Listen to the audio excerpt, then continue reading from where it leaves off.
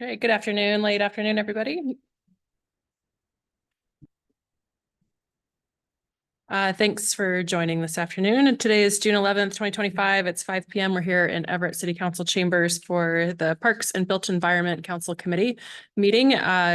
Councilmember Vogely, who is a co-chair, was not able to join this evening. So listening in her place will be Councilmember Schwab. Thanks for joining. Tonight we're working, we have a panel discussion regarding vacant storefront properties in downtown Everett. It's been an ongoing topic for our council committee to look into vacancy rates downtown and different policies that council can put together to address vacancies in our downtown core and spur development and interest and insights. And so I know that we have a team that's been working on it both internally and peripherally with the city. So tonight we have some representatives from both of those groups to share more about the work that the city is doing and work that the Downtown Everett Association is doing as well to just address storefront vacancies, and also they can share a little bit more on the data side of things of vacancy rates and whatnot. So I want to start with a big picture discussion by Dan Ernestey. So if you don't mind introducing yourself for the record and sharing what you have for us, that'd be great. Thanks. Yeah, thank you very much. This is one of, I think, the most fun topics to talk about with council, and I'm very excited to be here. I didn't get flowers from anyone, so I assume you forgot, but I'm celebrating my 7th anniversary at the city of Everett right now. And like a month, maybe 2 months after I came in 2018, the Metro Everett plan was passed. And I can't remember who it was on the council panel, but they turned to me, who I was sitting in the front row, and they said, "Okay, Dan, now do something," with it, basically.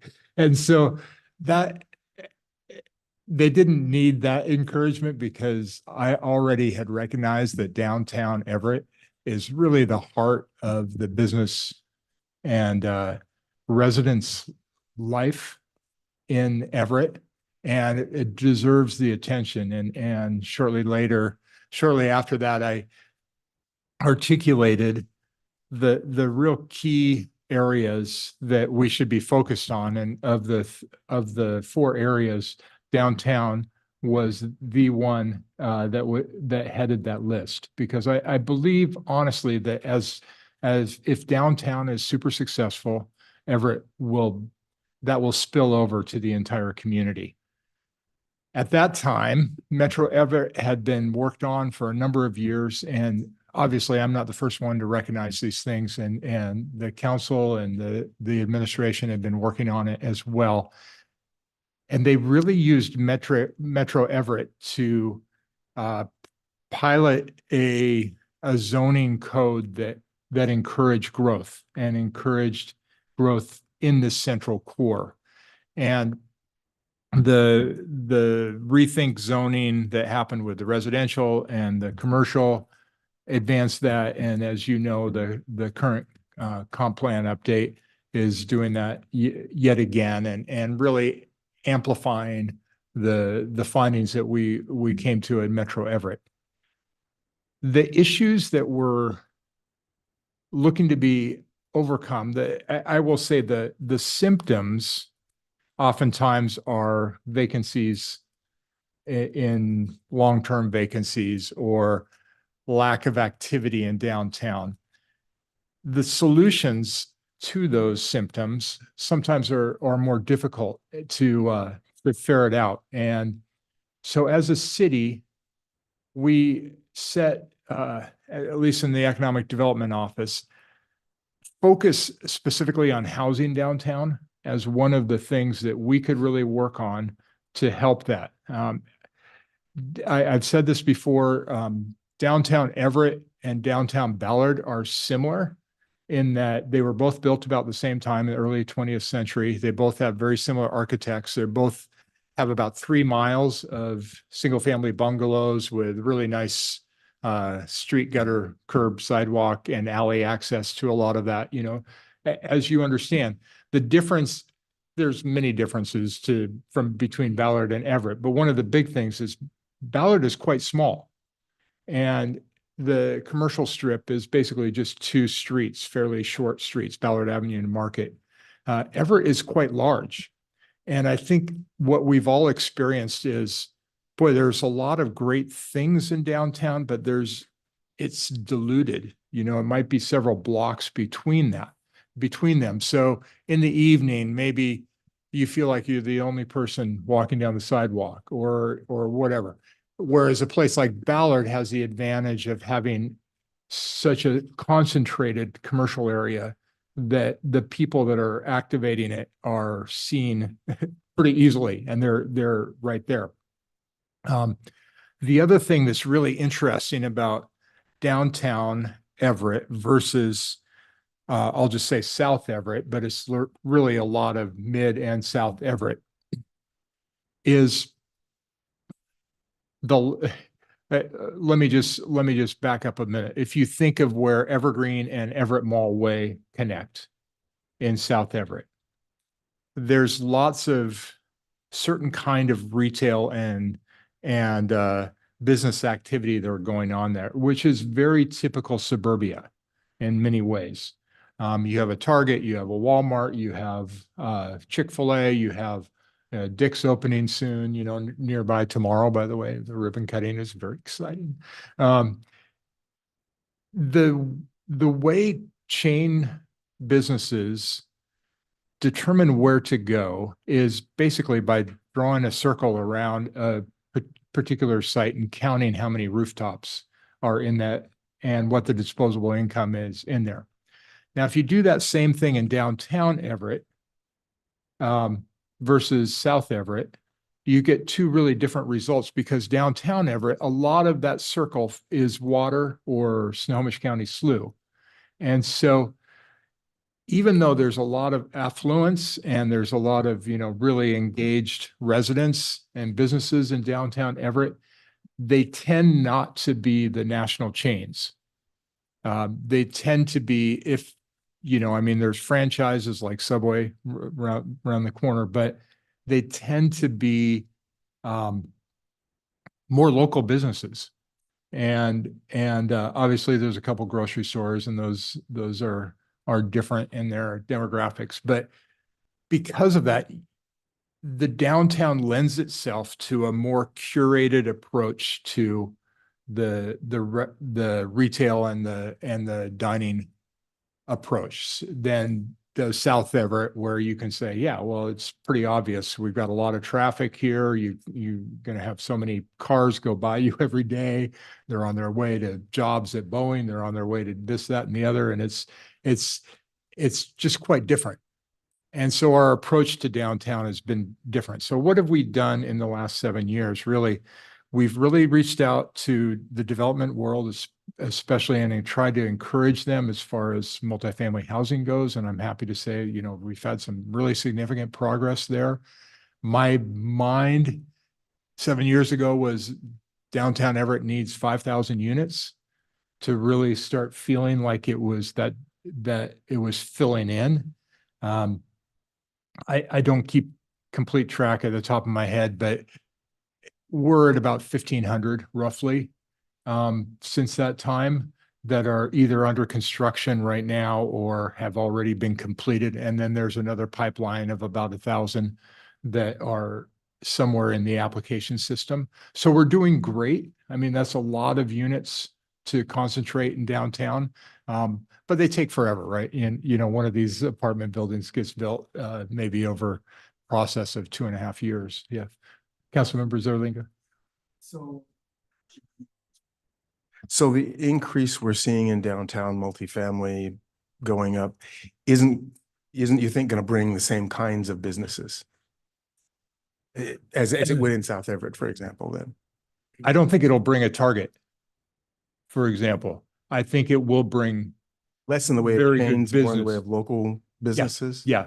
And I'm differentiating between chains like we'll talk about Tapped in a minute. They're a place with multiple locations. They're a local chain. Anthony's Homeport is a good example of a local chain, but you know, they don't know about it in Nevada. So the Targets of the world, and I'll just use them as a example. I don't think they will be as interested in downtown Everett. Y'all remember when IKEA was really interested. IKEA has a very large circle that they draw. So they weren't drawing it around the local drive time. Their drive circle was like an hour, so they were looking at the whole Puget Sound region and basically wanted to bookend the Puget Sound region, Seattle, with two stores.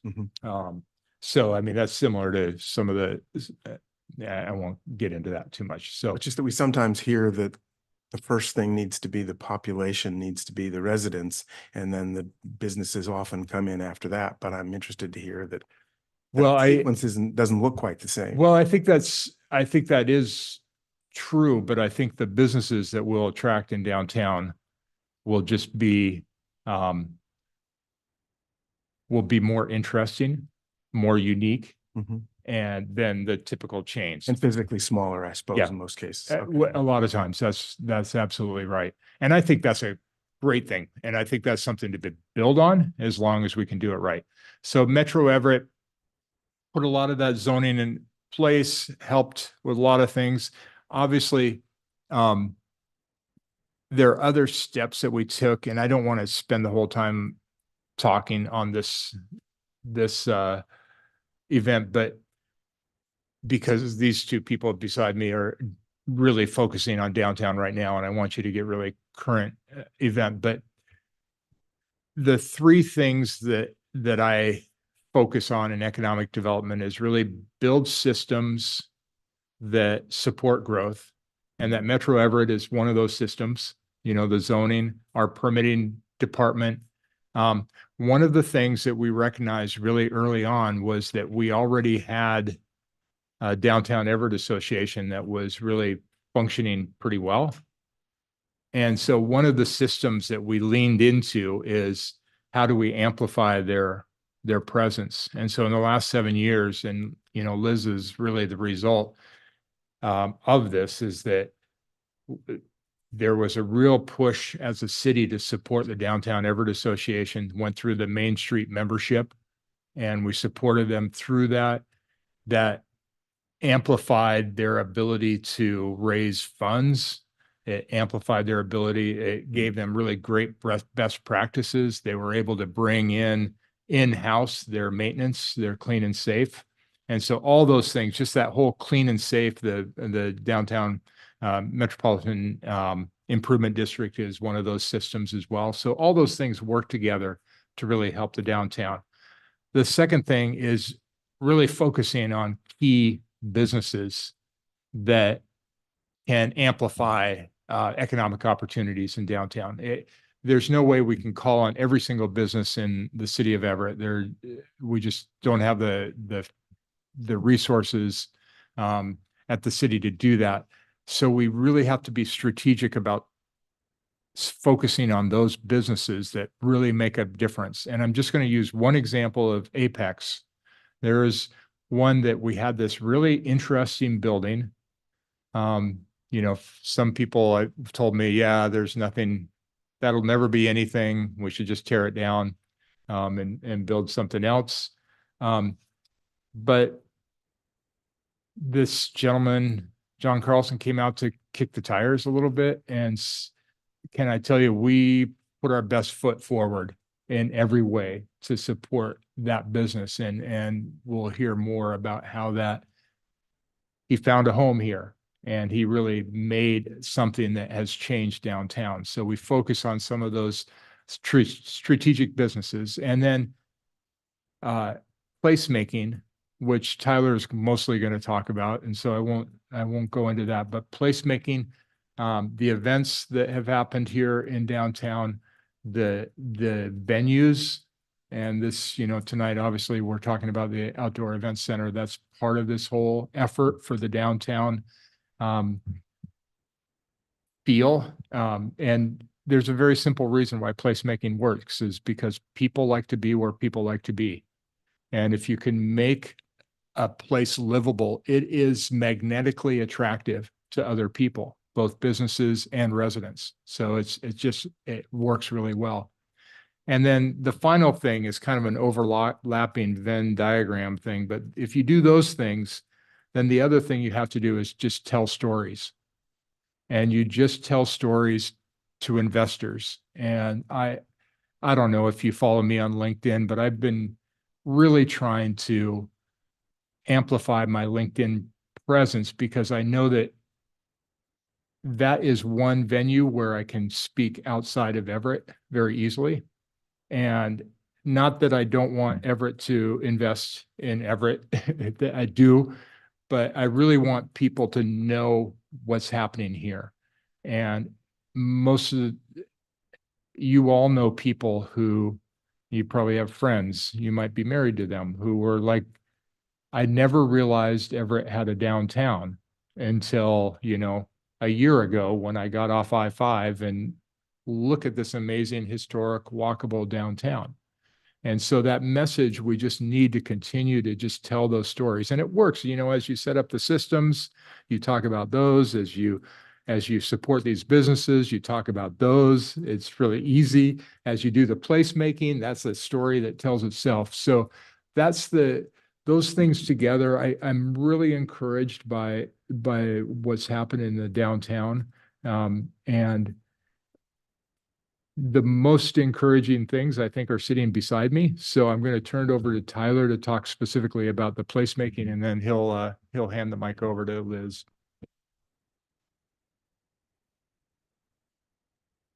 Good evening, everybody. Can you hear me okay? Yes, thank you. If you could please introduce yourself for the record. Thank you. My name is Tyler Chisholm. I'm the placemaking program manager for the city of Everett. And I'm going to be brief because I know we want this to be a conversation. And Liz really has the most interesting part of this whole thing, where she's going to have stats and numbers and to kind of show the positive momentum. But my job title, placemaking program manager, I have a lot of people ask me, what does that mean? And like, what do you do at the city? And why does your position exist? Dan had mentioned placemaking and storytelling as these important parts of economic development, and particularly as we're trying to position downtown Everett to the right outside investors and grow our product from within, helping local businesses grow and thrive in downtown. So before I worked for the city, I was on the storytelling side, and it was with Live in Everett. And I moved to downtown Everett 20 years ago, wanted to go to Seattle, never left, fell in love with it, and started, Live in Everett to tell the story that good things happen in Everett.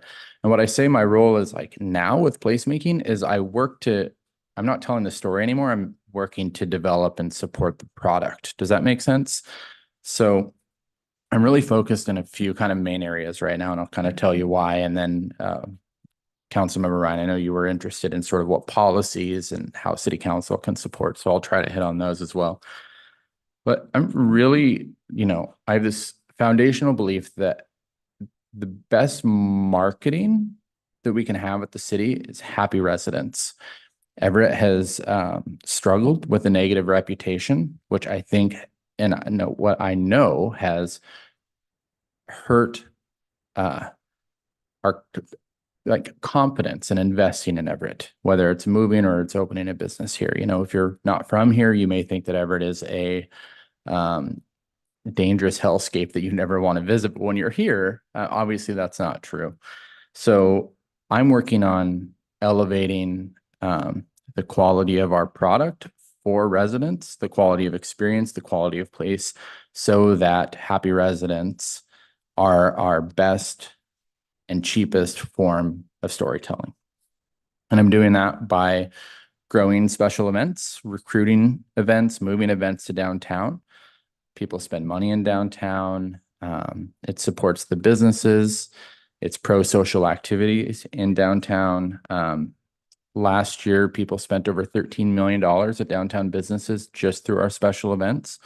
When somebody visits downtown Everett and they're an overnight visitor, they spend about $220 a day in market at our local businesses. That's not including their lodging. Tourism actually offsets all of our household tax bill by like $1,000 a year. So tourism is not only great for the businesses, it's great for all of us as residents. Also work a lot in public art. And we know that through consumer research of what people want, and when they're choosing a place to live or a place to visit, they want quality experiences and quality public art. Everett had one of the first cultural arts commissions in the country. We've been investing in public art since 1974. This year, we'll install 5 new crosswalk murals downtown. We'll rotate some sculptures. And of course, we're working on a creative district designation through the state, which will help grow our creative economy and will come with some funding that we can use and invest into our creative economy. Downtown is great for creative economy businesses. The creative economy is all the things that you can imagine, from graphic design and architecture and fine arts and things like that. But it's also the trades, and it's hospitality, restaurants, bars, coffee shops, all that's part of the creative economy. And downtown Everett is well suited to host those types of businesses. I'm also focused on this thing that I call dirty airplanes, which is you know, like when you see an airplane that's dirty and you're like, it probably flies okay, but I'm afraid to get on it. That's how I describe when I see a bus stop that has a tag on it or is maybe missing some windows. There are things that don't necessarily contribute to downtown being less safe, but they contribute to the negative perception of safety. So we've developed a great relationship with the Downtown Everett Association and the Parks Department. And, you know, we see things that need sprucing up. It's a quick text to the Downtown Everett Association or to our parks maintenance crew, and we try to get those cleaned up as soon as possible. And we're working hard to fix things like streetlights that are out. We're working to redo our lighting infrastructure so that we can have lit holiday decorations all the way down Colby. You'll notice that Colby is lit now from like 25th all the way to Wall Street Pacific now. We're going to focus on Hewitt in the years ahead. And then the last thing that I'm really focused on is just collaboration and creating a more collaborative business environment and helping the businesses realize that, you know, the city isn't responsible necessarily for the experience that people have downtown. Of course, we are when it's related to like the public spaces, public safety, and things like that. But the businesses themselves play such an important role in visitor experience. And so we're helping to empower them, get them to collaborate and collaborate on like product development. So nightlife, there's a group of businesses that are coming together to help create a nightlife campaign to bring people down and kind of reinvigorate our nightlife as it was kind of pre-COVID. And certainly when I was in my 20s, like Hewitt and Colby downtown was like hopping on weeknights and weekend nights. And then in addition to that, it's of course, the Chamber of Commerce and the work that we're doing to collaborate with the Chamber of Commerce to support businesses. And maybe I'll just stop there and just kind of acknowledge that, you know, Councilmembers Ryan asking about sort of what policies and how City Council can help with policies. I would say things that have been really helpful are our special events policy that made it really easy to host a special event and permit a special event downtown. Things that just remove barriers to make it easier for folks to invest and do cool things in our public spaces, particularly things that don't involve the city, where we can just issue a permit and let the community kind of go at it. And then I want to thank Councilmember Toohey and the other city council members that have allocated COVID recovery funds to things like public art and the creative district and all of that. That has been really, really helpful, particularly as the public art budget has been cut because of budget reductions. And I'm not here to editorialize about that. I'm just saying that people want to visit and live in places with robust and quality public art. And so finding creative ways to continue to put resources behind that is a worthwhile endeavor. And I would just say in terms of dirty airplanes, code enforcement, I mean, that's on the staff side, but, you know, like when we're enforcing codes, it's great to have city council's support in, you know, codes, particularly those that are in the Metro Everett plan. And were created with the community's input to begin with. And I'll stop there. Give it over to Liz. Thanks. Great. Thanks. Before we move on, can you share a little bit more? I think the creative district's such an exciting development that we're in the middle of. I know there was a survey that had been put out. So I was hoping you could share a little bit more about like the hopes and dreams and the vision for what a creative district will establish in the city, and if there's any other upcoming opportunities for the public to get involved. Great question. The creative district designation is a designation that the Washington State Arts Council gives out. Everett is unique in that, like, we already have a creative district, truly. A lot of communities will seek this out to develop something that they don't have. Everett already has a creative district. The designation, all the designation is really going to do for us, if I'm being honest, it'll get us some recognition on the freeway through signage, which I think is great because it helps change the perception of downtown Everett.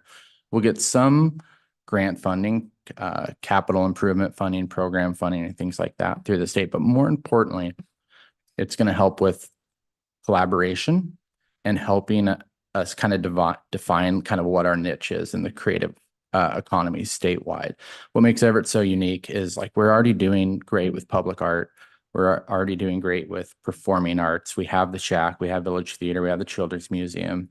We have we're so far ahead of what other communities seek to get out of the creative district. But what we have is this really special blue collar identity around like, we make the best things in the world. And so I think the creative district work more so, like, pardon me, I'm just like way out ahead of my skis here and maybe dreaming. But I think that it's like, the place is important. All the things that I'm talking about are developing sort of a quality of place, or things that I care about and I think are important. But I think the collaboration and the brand identity around, like, whatever it is for creatives. And I think that this is like something that we can sell and we can nail, because creatives are getting pushed out of Seattle because of rising costs. They're moving either south to Tacoma or north to Everett. And I feel like we have just the right je ne sais quoi to attract creatives that are being displaced and the people who made Seattle such a cool and wonderful place to live. Those folks open businesses, they create public art. And I think that is really going to be the sweet spot of the creative district. But your question was about how people get involved. And we have a survey. If you go to everettwa.gov/creative district, it'd be great if people could take a survey, let us know what they want to see the creative district focus on for the next 5 years. And then we'll apply at the end of this year. We'll get hopefully a designation from the state and start implementing basically a strategic plan to grow the creative economy. That was a long answer. No, that's great. Thank you. Appreciate that. I thought the survey had already closed, but it sounds like it's open till. It'll stay open through the end of the summer. Okay, it'll stay open through the middle of summer. Great. Thank you. Next up, Liz Stenning, if you could please introduce yourself. Okay, can you hear me okay? Yes, thank you. All right. My name is Liz Stenning. I'm the executive director with the Downtown Everett Association. And I'll just say a few things about myself, my connection to Everett. So I started in this role in March 2020, March 4th, 2020. I was about 10 days before the shutdown. But before that, I grew up in Everett, went to Whittier, North Middle, Everett High School, and I proceeded to leave here as soon as I could to go to college. And at the time, in the early 90s, downtown and Everett was, a little sleepy. The mall had come in and there was a lot of vacancies in the downtown. And about 10 years ago or so, a friend of mine moved back to Everett and we started coming to Everett, and I was just blown away. Like, wow, there's stuff happening here. And so lo and behold, I found myself coming back here and working for the organization. And funnily enough, my office is 1 block away from Everett High School now. So what I wanted to do is give you a little bit of stats on the downtown and talk about some businesses, talk about some things that are on the horizon. So Dan mentioned the downtown, and he's talking a little bit about the comparison of Ballard size-wise. So our downtown that we maintain as a clean team that our BIA is situated in is 39 blocks. You think about Broadway, West Marine View Drive, Pacific, Everett, and then a little sliver down Colby to Everett High School. So that's our purview. Since 2021, we started collecting data. We've had 78 new businesses come in, and it's all that includes ground floor and office. We don't track office that well, so keep in mind the number could be higher. This year in 2025, we had 7 businesses open, 9 more planned, and some very exciting things that we can't talk about yet, but we'll be excited to announce them. Our ground floor vacancy rate right now is at 7%, which if you talk to experts in the field, that's healthy. So what's interesting about that is that number has, sadly enough, we don't have the stats from when I started in 2020, but it has decreased that vacancy number. And, some of what you see is maybe some office space or a little bit of dead space, but generally it's actually quite full. I'm talking about residential units. You almost nailed it.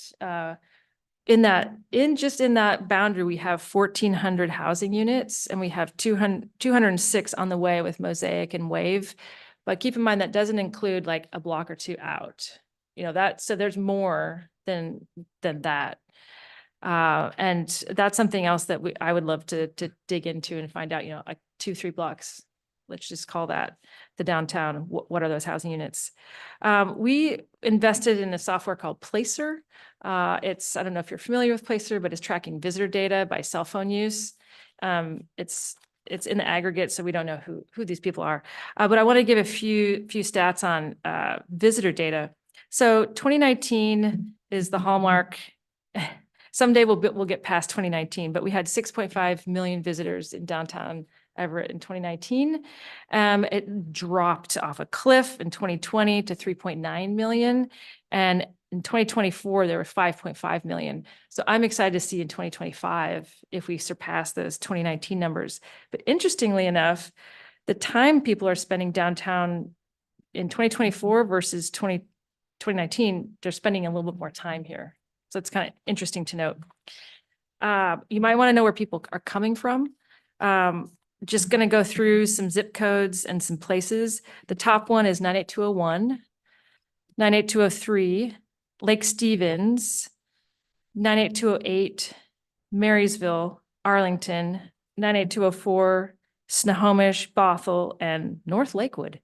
So it's really interesting to see. We hear anecdotally, a lot of people come from Lake Stevens to come to restaurants and to come into events. So just super fascinating data.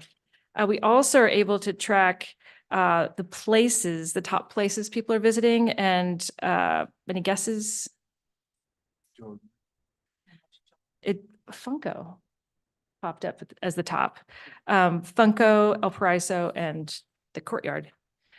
So there's just so much more data we can pull here, but I think this placer data is very encouraging for us to see.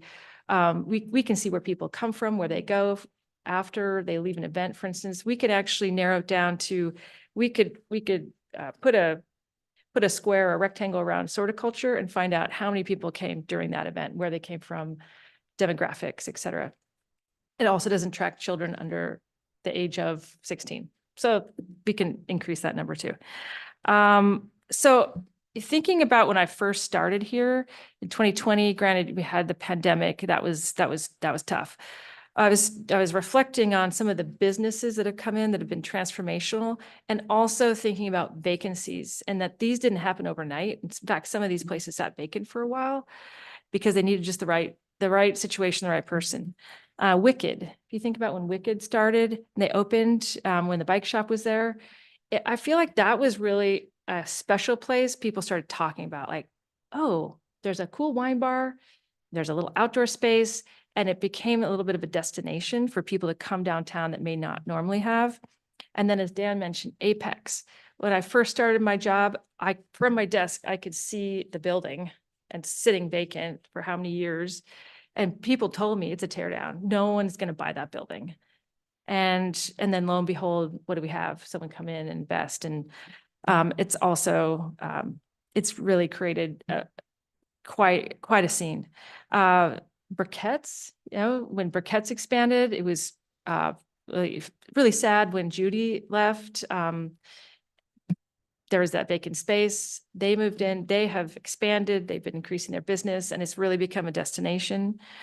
Another place that sat vacant for the longest time, Frying Lemon Fish. That building, the business, they purchased the building. They took a lot of time to deal with the pipes, the water, the sewer situation. That I feel like Burkett's and Frying Lemon Fish and Apex like really has, along with all kinds of other policies that the city has enacted, has really brought some life to that block. If you think about Obsidian Beer Hall, how sad was that when Toggles moved out? Thank you. It took the right person to come in and with Obsidian Beer Hall. Another vacancy we had for many, many years was after the hardware store moved out on Rucker. And then lo and behold, we had Petrichor move in, and then they eventually decided to expand. And then you have Marcel next door. I remember working with the property owner where now the ice cream bar is. And that was a process because it, a couple years or so, maybe 3 to figure out what to do there. And then some other, just a new one for the last year is Apollo Exos, and thinking about how they've really taken that space and long, thin building and made something special. So like, I guess my point here is that there's a lot going on. There's a lot of momentum.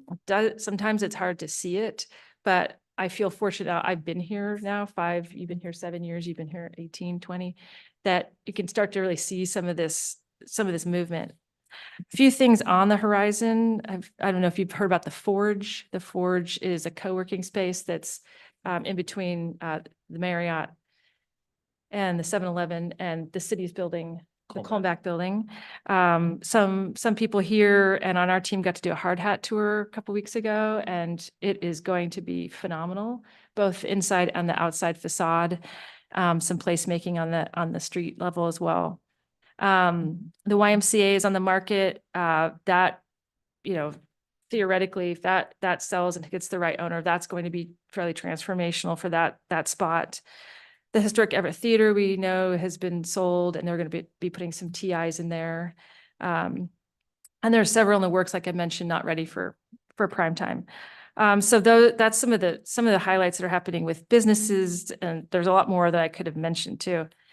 Another thing that we focused on was, all right, how could we really bring in new businesses? And we decided to add a staff person who's solely focused on business development and retention, business development manager.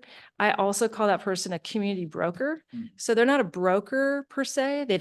We're not getting any money from property owners or whatnot, but we're selling the community, and we're trying to help people who are interested in downtown Everett find the right space. And our staff person right now is Scott Hume. He started in the position in September, and he is able to do so much more than I could do. I mean, I was trying to field calls from interested businesses along with Tyler and Dan, and having someone dedicated to that is phenomenal. And now people are finding him word of mouth through the grapevine. And I would say he's probably doing a tour every couple of weeks to prospects. And he has created, we have a vacancy map. We know where all the possible places are for someone to move into. So that is huge. And it's something that downtown organizations do of various sizes. I came from an organization that had that staff person on and made a big difference. Big organizations like Downtown Seattle Association, San Diego, New York, Chicago, they have a whole team. A few things also to mention that's been so helpful, the storefront grant. Thank you, Councilmember Ryan and Tui, and as well as the Everett Forward grant. This is our 3rd year that we've been able to grant basically grant funds to businesses to improve their storefronts. And we have so far, including what's happening this year, 40 businesses have received funding. And that is anything from adding a few planters in the front of a building to a whole awning, signage, outdoor seating. I'll give you one example, Sisters. The owner was thinking about doing something and wanted to redo the awning, wanted to redo the signage, wanted to put in some cafe seating, and that grant, getting that grant was what propelled him. That funding was probably a third of what it cost, but it really launched him. Also, Dan had mentioned Main Street. So being part of the Washington State Main Street has been extremely important for us, both in best practices, but also the ability to access more funding and grants. And just in the last few weeks, we were designated to be an accredited Main Street organization at the national level. There's actually an article out today about it. So I think that the Main Street approach and what we've been doing with economic development and historic preservation has been phenomenal. And this year, you may have heard that we'll be renewing our business improvement area this year. So we'll be looking at maybe some tweaks to that, and we'll be coming to you with more on that. It's essentially where property owners pay into the fund, and a large part pays for our clean team and the services that we provide downtown. We are also planning to launch a downtown vision plan, most likely early next year. So we have Metro Everett, that is, the city's comprehensive plan for the Metro Everett area, involving a lot of, zoning and policy codes, this and that. Some of you may have seen a plan from 2006 that a firm called Makers put together. It was a little bit more visual, more concentrated on the downtown proper. So we would like to put together a plan that really can pull a lot of these things together and show what's possible for the downtown, like the creative district, some areas where we can fill in with more businesses, public realm improvements, improving some parks, things like that. So, back to the question of how the city can help, or council, like what Tyler was saying is like the code, actively enforcing the code. We've seen interesting things happen downtown. For instance, a business moves in and proceeds to block all of their windows with things. So transparency issues, making sure that, people are pulling permits, adhering to the right sign code, all those kinds of things.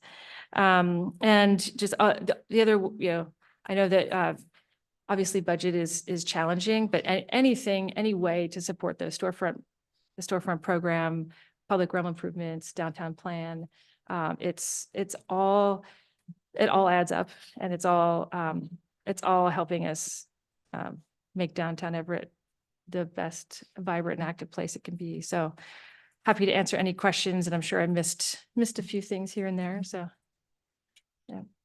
Oh yeah. I did bring some parting gifts for you. Every 6 months, we put together a shopping and dining guide, and we do this every 6 months because, like I mentioned, we have quite a few changes happening. So in here, we list all the downtown businesses that are on the ground floor. So I have this, and then also the Welcome magazine did a really nice spread on Everett, not just the downtown, but there's some stuff in downtown. Highly recommend checking it out if you don't already have it. So. Fantastic. Thank you. So I have a question about how the vacancy rate is calculated. So I'm surprised when I hear that it's 7%, because I can, just these few blocks here, I can think of like, a handful of spaces that are maybe have a tenant, but they're still empty, if that makes sense. So I was curious how the vacancy rate's calculated, or if there's some other like anecdotal information to help with quantifying, I guess. I think I have the number here. I have it in a different, I have the number of ground floor spaces in a different sheet of paper, but we know the number of ground floor spaces, and we know the ones that are vacant. Some may not have any active use, but they could be rented. So there could be another number there that's like inactive ground floor spaces. That could be another exercise to look into. But, when we're talking to prospects about renting a space, it's limited, particularly when you start talking with restaurants about they want a kitchen. So it's a little bit scratching our head of, what could be, where could someone go? Great. Tyler, did you have something to add to that? Looked like you were thinking? Okay. Great. Yeah, I would be curious because, yeah, I guess like when I think about the creative district, I think about Hewitt because it seems like a natural place for that to be. But then mentally walking down Hewitt, I can think of a number of storefronts that have been boarded up for a long time, or being used as storage facilities, or the facades are being left to deteriorate, which is really unfortunate. So when I think about the vacancy rate, I think that's where the numbers don't quite add up for me, because I think about, this beautiful stretch of historic buildings and space and, the trees in the middle of the road and what could be. And so I guess the numbers don't always add up for me. So when I specifically think about vacancies, I think more about the building owner unwilling to fill spaces, or maybe not as actively seeking a tenant as some of the other building owners might be. So would be curious of what types of things the city can do to help address those situations, or if it is something like a creative district that can spur action for places like that. Well, I think if we put our heads together, I think the thing that we would say is carrots are really terrific. Obviously, more residents bring more customers, so having more residents is great. Things like storefront grants that beautify the area is great. All those things, like having Scott being able to handhold potential tenants or potential new businesses in the area is really helpful. So I think those are all the things I hope we're doing. I think getting to know some of the property owners who have spaces that are available or maybe underutilized, and just finding out what those reasons are. I think I always say that every long-term vacancy has a story behind it. And sometimes it can be as personal as it was an inherited property and the siblings don't talk to each other, and signing a lease with somebody means they have to agree to something together. And so it's a family dynamic that we're fighting against. And so, I mean, sometimes just getting to know what that is and then trying to solve those problems on an individual basis is as simple as as complex or simple as that. Great. And I had a question about the Colmback building since it came up. I was curious what the status is for renovations for that. Right now we are, the council had awarded funding to move our property room there, if you recall, because we're renting property room space that's also not suitable. In today's economy, the price for that project probably doubled, in our post-COVID era, and where everything's wildly expensive.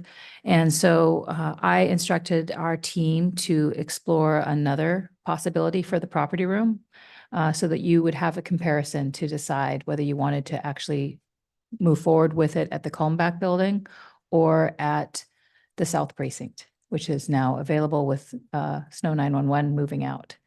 And so they're doing an evaluation of what the cost there would be, so that we can discuss that as a group and decide which is the better option for that.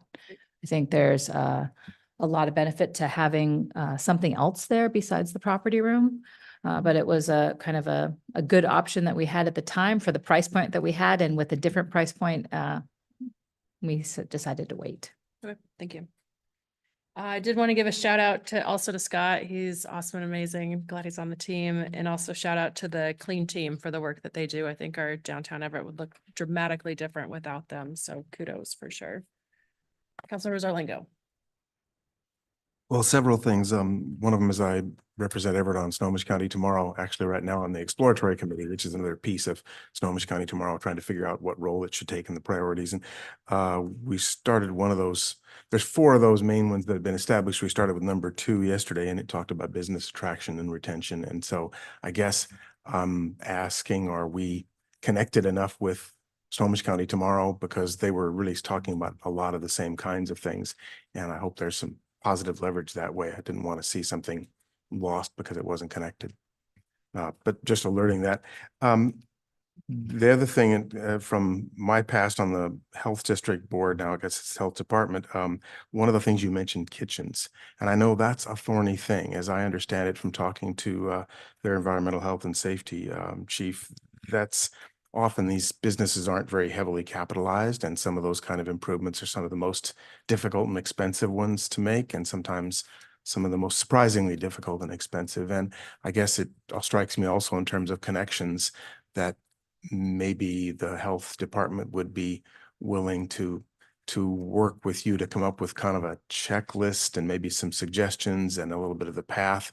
Because what I've seen sometimes with smaller businesses is they kind of run to ground, not because they couldn't do it, but because they didn't know all the things in advance. They didn't seek all the right advice to most cleanly navigate the difficulties. And I know from working with our own building official on a couple of cases, there were ways to resolve some of those things when you hook the right people together and think through the possibilities. But sometimes what happens short of that is time and goodwill is just burned up because you aren't really making progress. You don't quite know who to talk to. Whereas my sense of it with the health district, for example, would be that if you came to them as a business with possibilities, but you wanted to know what to look out for, which properties, how to evaluate properties, for example, so that you don't commit to a lease without where it turns out to be impractical. And I think they even had a fee-based consulting kind of a thing. So I'd sure like to see a lot of that. But sometimes I think if there's a sheet or two that you could give to a prospective new business, like, hey, if you're looking at a kitchen or you need this kind of space, please talk to the health district. They'll walk you through this and avoid the rocks in the road. And then the last one is a question. Dan, you were talking about how Everett is fairly large in terms of this commercial district and Ballard being kind of compact. And it strikes me that your comment about people like to be where people like to be, there's a benefit to some degree sometimes between when you're constrained because you're compacting those people and they see other people. And I wonder then where does that, I mean, it strikes me if we have some outlying properties that maybe aren't as good in terms of high attraction nightlife and that sort of frequency, maybe some of the art types coming from other, when they've been squeezed out of their inexpensive spaces that were partly inexpensive because they weren't that good, but we may have second floor outlying and other things. But I'm just wondering, is that the way we resolve that? We're being bigger, the advantage and the disadvantage of being bigger? I think that's, you bring up some really good points. And I think having a great mix of kind of scrappy products, spaces that can rent for low prices with new shiny Class A properties, having a mix of that, I think is the most healthy thing. And so as you know, I had my real estate background. I built Mill Creek Town Center as part of it. It's difficult to lease up a Mill Creek Town Center where everything is new and prices are all high. You tend to become pretty bland with your offerings. It starts to look like a mall, you know what I mean? And so having a city with such a dynamic kind of combination with increased development activity where we know we're going to deliver some Class A space, but we still can keep the historic, the second floor lofts and the different, over the subway, we have a lot of artists in that building. And we have some landlords that specialize in those spaces. And, it's not necessarily a bad thing overall for the health of the city. So I just think that, Ballard hit a ceiling growth-wise pretty early. And we have I won't say unlimited ceiling for growth, but we have a much more generous space for growth and we can attract growth. I really think, downtown in the big sense is from the riverfront down to the port. And so we have those areas that someone lives in downtown, they're going to be they want to go and get a quick bite. They're not just thinking in the blocks around them. They're thinking the port. They're thinking of along, Evergreen and Rucker and up. They're thinking also riverfront as it develops out. There's still a lot to be done there. We're minutes away from downtown Snohomish. We're minutes away from Lake Stevens and all that offers. So it's just all of that is downtown and just having those spaces come and go. So I think it really helps to be a regional destination for Everett. We are a regional destination for a lot of human services, as you know. We have a lot of public transportation, and to have the Angel of the Winds, to have Performing Arts Center, to have I hope, future Everett Outdoor Events Center, to have the Shack, to have the Children's Museum, all of these things work together. And, we didn't even mention Funko through this besides the data, but we've been really encouraged by the new leadership at Funko, just the long-term healthy business model that Cynthia Williams is mapping out. And we have met with her several times with the mayor, and we see really long-term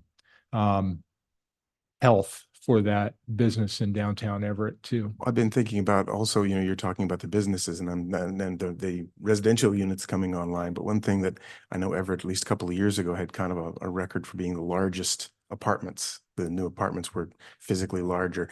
But I also know of at least one project being planned, 26th or so in Wetmore. They're talking about micro studios. Right. So I guess I imagine that people outside of Everett may know about the larger apartments, but may not know about the range.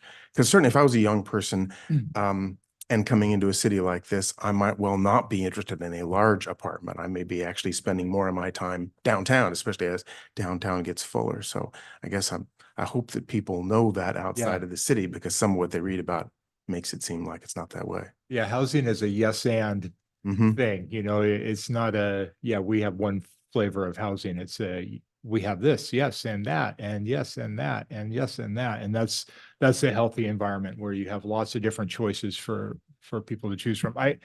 I was just making notes as we went, and some of the policy things that council will be asked to think about and approve or authorize. Liz mentioned the business improvement area, which is also called the Metropolitan Improvement District, Downtown Improvement District, DID. Okay.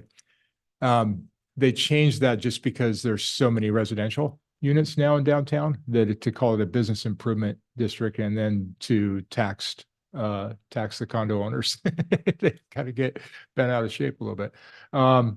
And so that's coming up for renewal. And that obviously is something that I think we should support. They probably will also be looking to expand the footprint, if not now, in the future, as we see, like a lot of the residential growth we're seeing right now is on Pacific and on the south side of Pacific, which isn't currently in the DEA. So that I'm right about that. Am I right? All right. Evaluating. Yeah, so they're evaluating that area, and I'm not, like I said, I don't know exactly what their ruling will be, but as downtown grows and becomes, this is something that's happened in the past, and it might be really an important thing. We didn't talk about it today, but we've done a lot of parking studies, and we have a lot of recommendation to manage parking in a different way downtown, especially the on-street parking. And I think the Downtown Everett Association has been pretty unified in saying, yes, we need more parking management in downtown, or different parking management. We obviously have time meters, but the times aren't quite right. The 90-minute doesn't quite work. The conclusion that has been reached by consultants and by the DEA is that we need paid parking, at least for that is app-based. So that might come forward in the next year to consider. Code enforcement we talked about. One thing we didn't talk about, but I think is critical, is Visit Everett really highlights the downtown quite a lot, and having those LTAC funds flowing toward that and supporting the placemaking efforts through the budget, obviously are really key things that continue to encourage downtown. Tyler didn't mention it, but think back, just a few years, we didn't have horticulture downtown.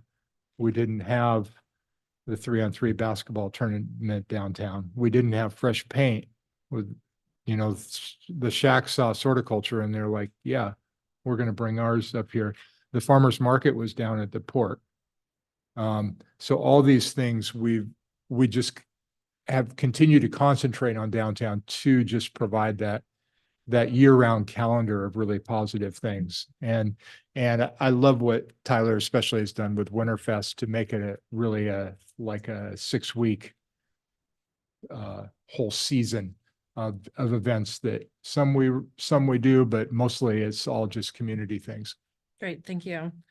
So we're at time. I did want to give a plug for the Downtown Everett Association's hosting Salty Sea Days on July 11th and 12th downtown. So I hope everybody can join. And I will be remiss if I don't also take this as an opportunity to mention that I would still have the dream and the hope to someday have a soapbox derby down Hewitt, which probably makes all of our risk managers' heads pop off. But just thank you all so much for being here today. Appreciate the discussion and all your hard work to continue making Everett amazing. Thank you. We're adjourned. Thank you.